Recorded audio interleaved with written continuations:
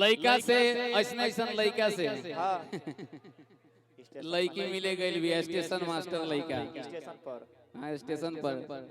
tiding tiding tiding tiding attention please 22232224 Shaktipunj express is coming on platform number 1 यो शक्तिपुंज से कम थोड़े भी है कितना बोगी चढ़ गई कहता हमरे टिकट काटे का लड़की लड़का से मिले गई भैया पोखरा तर आए पोखरा तर हाँ माने जहाँ भी लड़की रोती है लड़का कहता करे का भइल बा तोरा के कोई कहले बा हां तोरा के कोई मरले बा लड़का कहता कि अरे कहो ना का भइल बा ये सोना आई ऐसे तो तू मिले लू कबो ना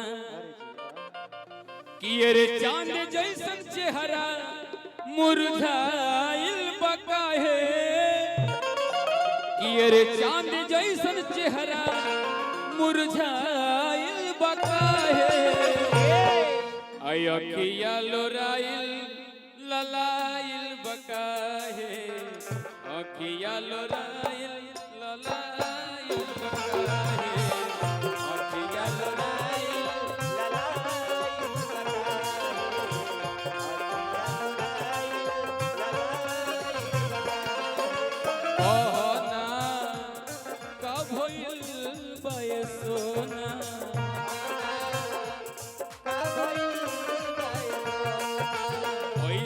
तो तू मिले लू कहीं ना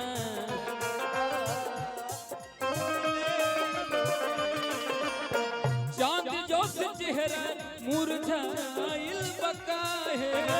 चांद जोश चेहरा मुरझाइल बकाहे अखिया लोराइल ललाइल बकाहे अखिया लोराइल ललाइल बकाहे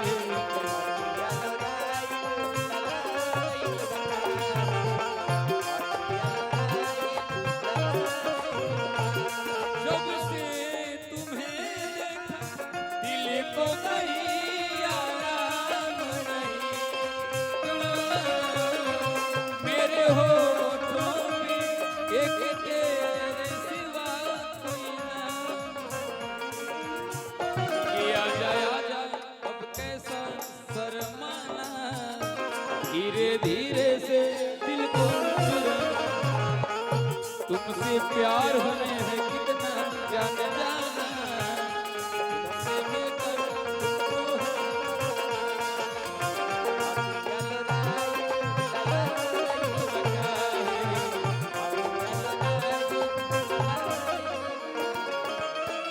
लड़का कहता कि ना तू हमसे झूठ बोलता रो हम कैसन लागता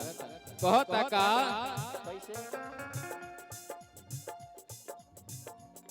कि लागता कि बतिया तू छुपावता रू हो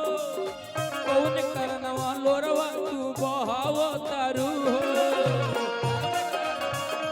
तू बहावता रू हो कौन करनवा लागे कोनो बतिया तू छुपावता रू हो कौन करनवा लोरवा तू बहावता रू हो कौन करनवा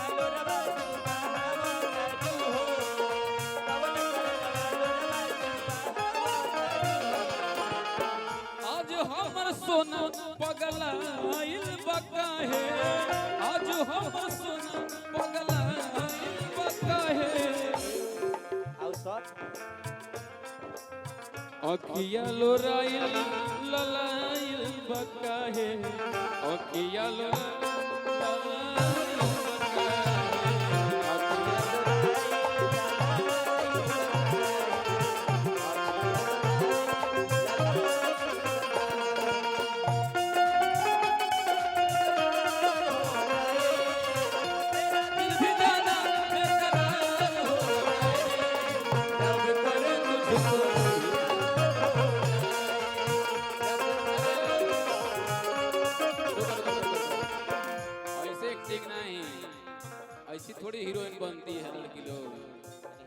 एकदम लागे कि हाँ वही जाओ इस साउंड बॉक्स के पास